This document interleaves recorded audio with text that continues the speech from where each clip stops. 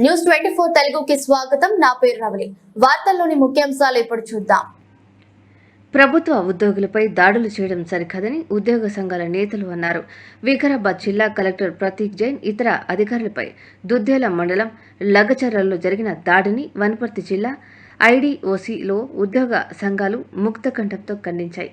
గురువారం వనపర్తి జిల్లా ఐడీఓసీ ఆవరణలో రెవెన్యూ, పంచాయతీరాజ్ ఉద్యోగ సంఘాల ఆధ్వర్యంలో నల్ల బ్యాడ్జీలతో నిరసన తెలిపారు. జిల్లా కలెక్టర్పై దాడి చేసిన వారిపై చట్టపరమైన చర్యలు తీసుకోవాలని వారు డిమాండ్ చేశారు. అది కాకుండా నిరంతర పర్యవేక్షణ ద్వారా రాష్ట్ర జేఏసీ పిలుపు మేరకు జిల్లా కలెక్టర్ లంచ్ అవర్ ధర్నా అనేది రాష్ట్ర కార్యవర్గం తీర్మానించి మనకు ఆదేశాలు ఇచ్చిన సందర్భంలో కలెక్టర్ కార్యాలయ సముదాయంలో ఉన్న ఉద్యోగస్తులందరూ కూడా ఇక్కడ సమూహంగా ఏర్పాటు చేసి ఇట్టి కార్యక్రమాన్ని విజయవంతం చేయడానికి మీకు వచ్చిన అందరికీ ఉద్యోగస్తులకు కూడా మొట్టమొదటి నమస్కారాలు తెలియజేస్తున్నాం.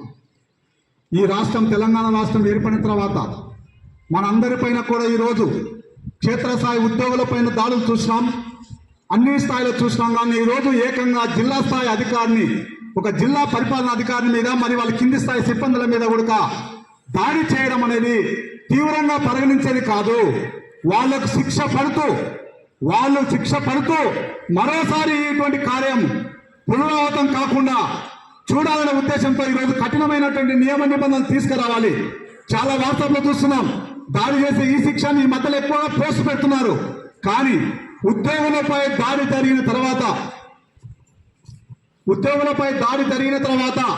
కేవలము కంటి తుడుపు చర్యలు మాత్రమే తీసుకుంటున్నారు. కానీ ఎవరికి కూడా బలమైనటువంటి శిక్ష ఇంకోసారి ప్రభుత్వ ఉద్యోగులపై చేసుకోవడము మరోసారి చేయకుండా చేయాలని చెప్పడం అనేది నిబంధనలకు ఖచ్చితమైనటువంటి నిబంధనలు నియమించాలని చెప్పి మనం కోరుతూ ఈరోజు మన యొక్క ధర్నా కార్యక్రమానికి మన జిల్లా కలెక్టర్ గారికి మెమోరాండం సమర్పిస్తున్నాం. ఖండిద్దాం. ఉద్యోగులపై దాడి చేసిన వారిని వెంటనే